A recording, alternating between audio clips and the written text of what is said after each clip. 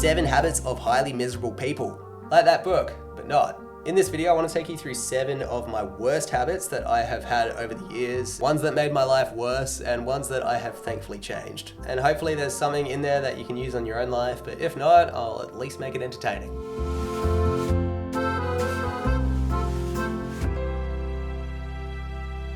Massive thanks to Shopify for sponsoring this one, more on them in a bit. Alright, let's talk bad habits, let's talk misery.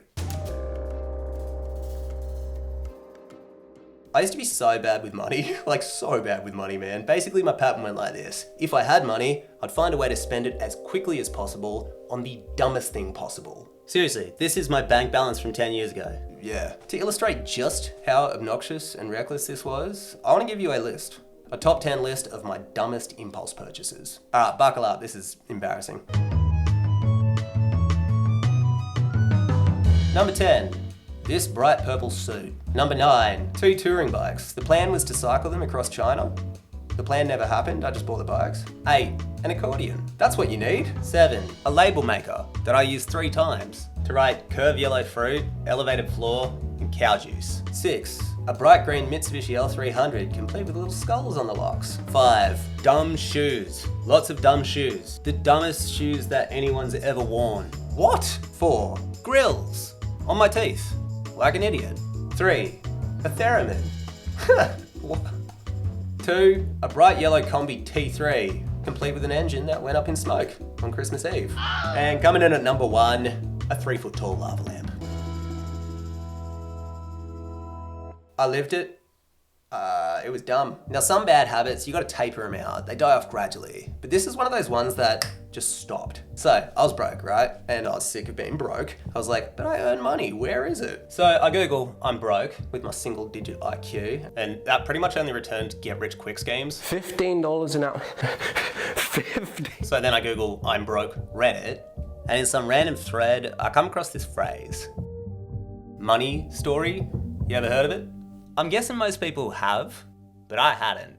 Dude, I had never, ever before come across the idea of money stories. The way that you learn about money as a kid, subconsciously from, I don't know, watching your parents, impacts how you use money as an adult. This was the first time that I thought about money in the same way that I think about everything else, really. Vulnerable to the stories we tell ourselves. So I'm sitting there and I'm like, how did I learn about money as a kid? And there was definitely a very obvious parallel. I got a front row seat to quite a bit of reckless impulse spending, so definitely a bit of a monkey see, monkey do situation going on. But then there was something deeper. As a kid, I got to see my family go from nothing to something and then to losing everything. Multiple times, the last time in quite dramatic fashion, but that's a long story for another day. Anyway, what I realized is that I had been associating having money to losing money and losing money to pain. Therefore, if you have money, just spend it as quickly as possible. That way you can avoid pain. I had my motive, and thanks to all that impulse spending, I got to see I had my method. Like I said, man, it just clicked. And you don't get too many of these monumental epiphanies in life, but when you do, you make change pretty quick, and that's exactly what I did. So I started learning a lot more about money. I started actually trying to save money. I started not thinking of money as evil or something that would cause pain. And to bring it back to the central idea of not being miserable, made a huge impact. It did this through 2 ways. Firstly, it showed me that I was capable of change. I think that's just such a nice thing to be reminded of. And secondly, it didn't just delete my resent, it actually made it useful by turning it into action. Obviously, I've still got so much to learn about money, but dude, I am miles ahead of where I used to be.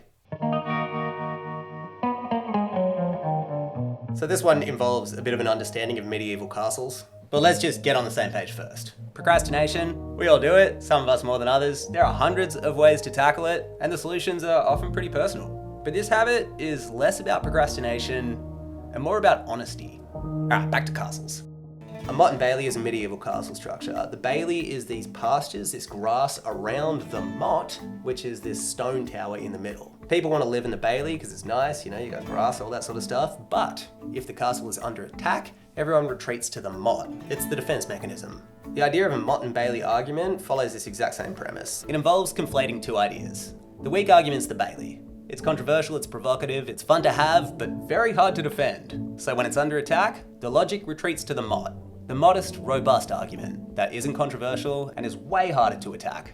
It's a different argument, but it's close enough that the person can claim it was their argument. A really simple example would be somebody saying, all dog owners should get $1 million right now. That's the Bailey, but when someone's like, oh, hang on, for whatever, they retreat to the Mott and say, oh, so you hate dogs, do you? It's a logical fallacy that lets somebody have a weak argument that they never have to properly defend.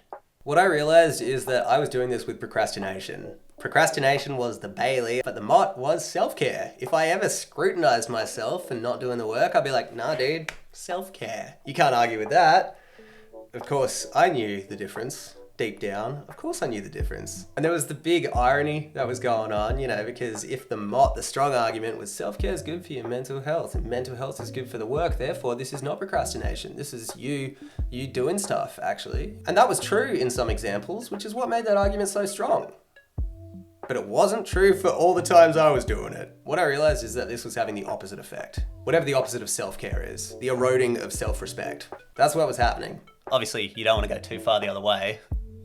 Just like hate yourself. But I think honesty is one of those things that you know it when you see it, if that makes sense. But yeah, the bad habit for me, it was less about procrastination and more about what I sold procrastination to myself as. And seeing it for what it was, it really helped with a habit that was definitely making me miserable, even though it was hard to admit.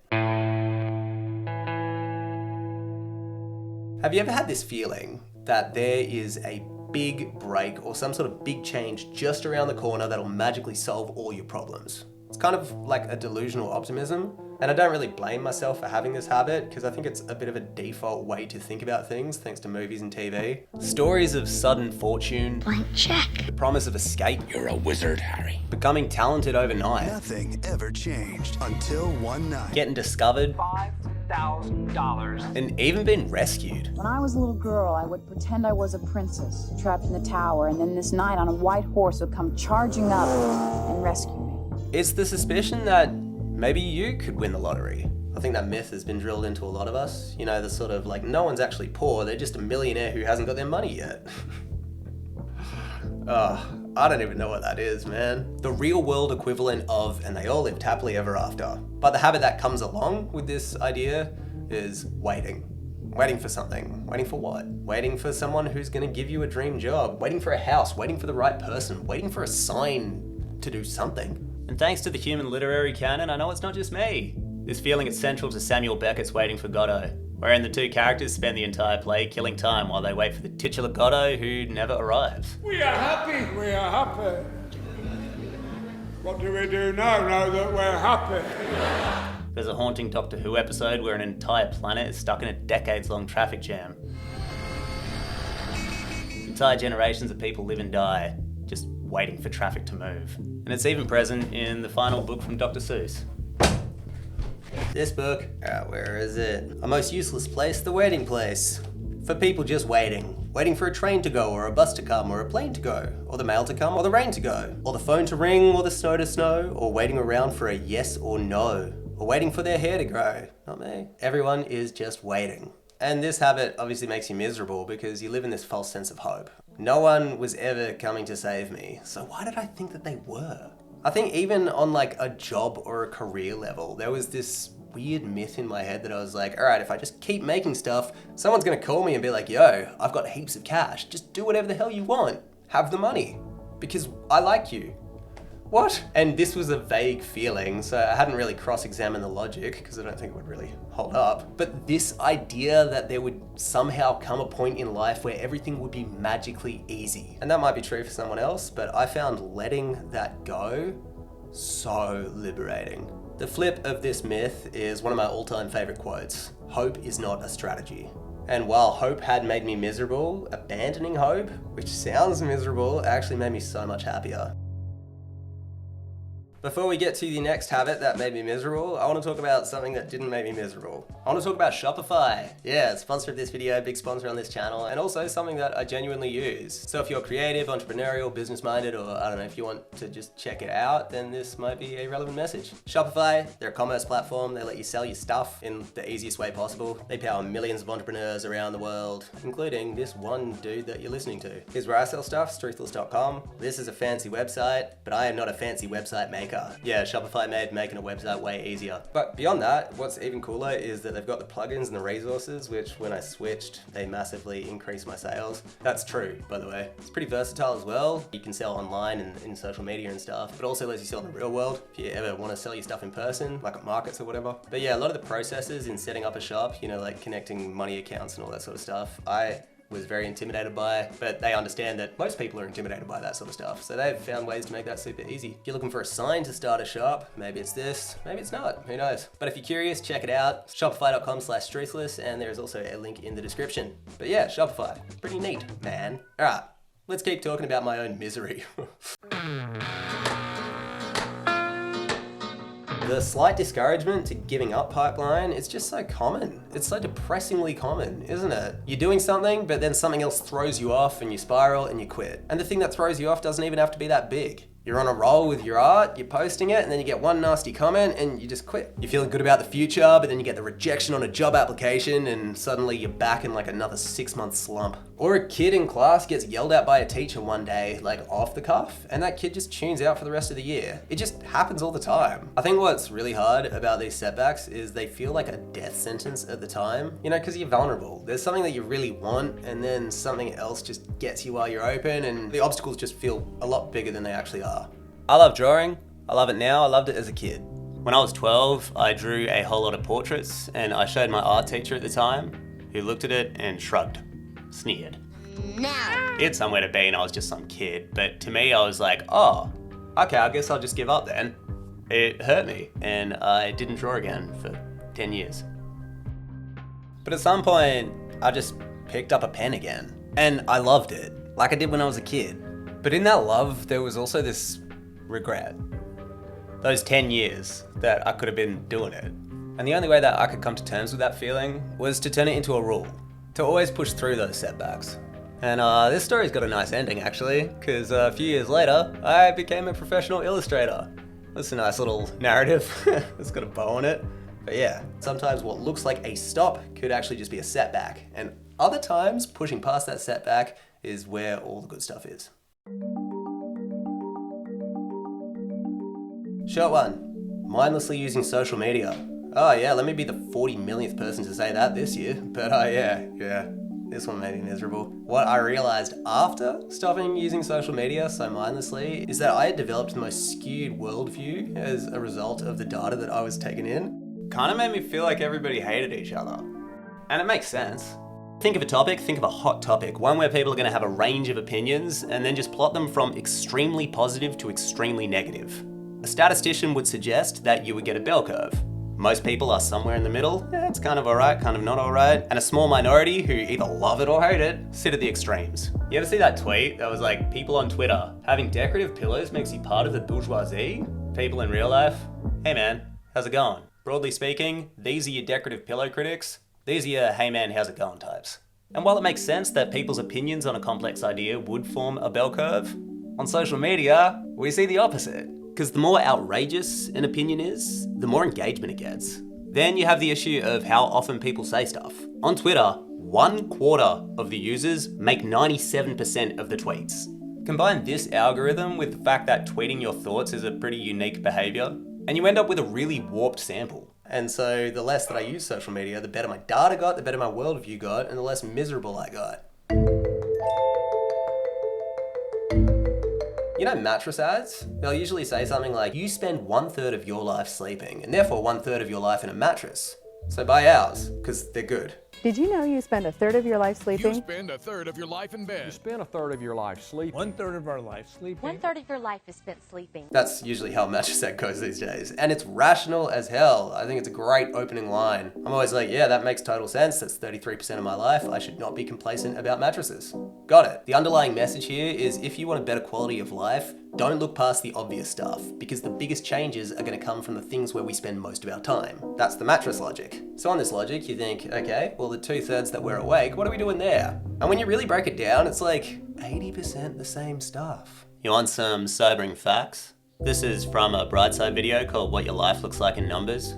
Statistically, you'll spend 4 months of your life waiting in traffic, 4 years of your life doing housework, 2 years cooking, 5 years waiting in lines, and 1 whole year of your life looking for your keys or glasses. I'm definitely pulling up the average on that last one. These everyday mundane tasks, they're gonna dominate my life on this planet, and yet for so long they just slipped through the audit every time I thought, how can I make life better? It was always like, oh, what goals can I set, or what big things can I do? It was never, hey, am I chopping vegetables right? So to go back to those stats, I keep this particular habit at bay by treating them all like they're just the first half of a mattress ad that I have to finish. Some of them are obvious, like if I'm gonna spend that much time waiting, I may as well get heaps into audiobooks. Others might be a bit more personal, for example, keys and glasses. This was a giant problem for me until I got like a $20 tracker that I can call and put it on my keys. It's like, wow, that solution was right there. How much of my life did I just get back? And as for the 2 years that I'll spend cooking, I can point to the moment my 2 years got better. When I worked in kitchens, I learned how to use knives from a chef. And oh man, that moment literally separates my food life into like BC and AD, before chop and after dice. But that is like a Google search away. And there are so many things like this where a tiny bit of information would make the rest of your life like seismically less irritating in this one tiny little mundane department. Now, obviously a lot of these will be dead ends. You know, you'll Google something and you'll be like, yeah, that's dumb, I'm not doing that. But for the few that actually take something that you just do day in, day out and make it so much better, so worth it, man. Or at least was for me. I'm sure there are a lot of people who already do this, so, you know, if you are, I'm jealous of ya.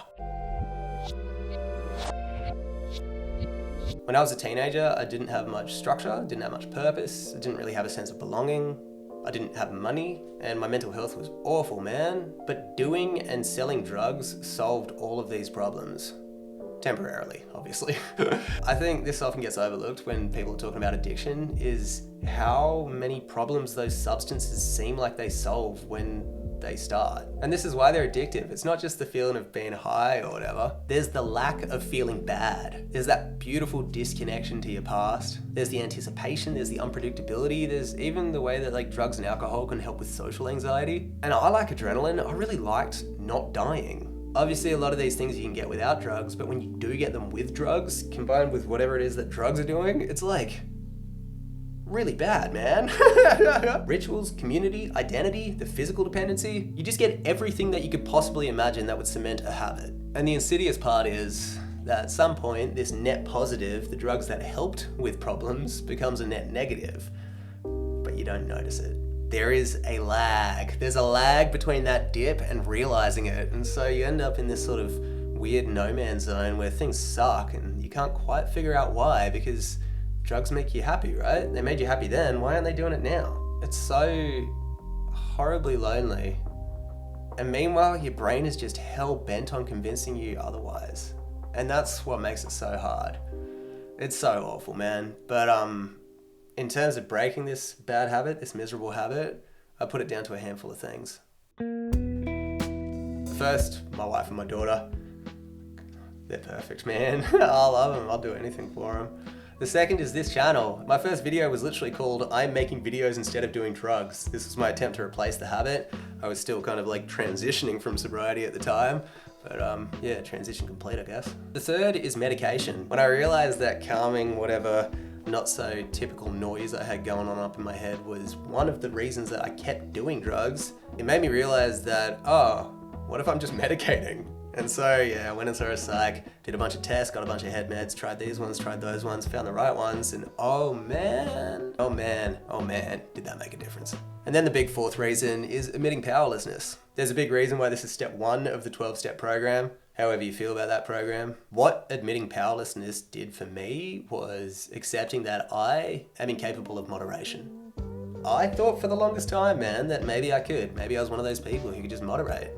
And my life just stayed in the same place accordingly. The line, "you only control the first drink," really resonated with me. I was like, oh, that makes total sense. If I have 1 drink, I'll have 2. And if I have 2 drinks, I'll have 3. And it's not hard to see where that one goes. And even if maybe I am able to moderate, that story just wasn't serving me. Basically, I've got this all or nothing mindset, which can be a curse, but can totally be a blessing. And when I respected it, it became one. So yeah, bad habit conquered. Not so miserable no more, man. 'Cause I can't get you out of my mind. Thanks so much for watching. H is for habits. If you know, you know. If you like the sort of mental health approach stuff, then check out that book I wrote. A bunch of people got a lot out of it. So hopefully, if you do read it, then you get some of that too. Other than that, have a glorious day and the end. Gotcha.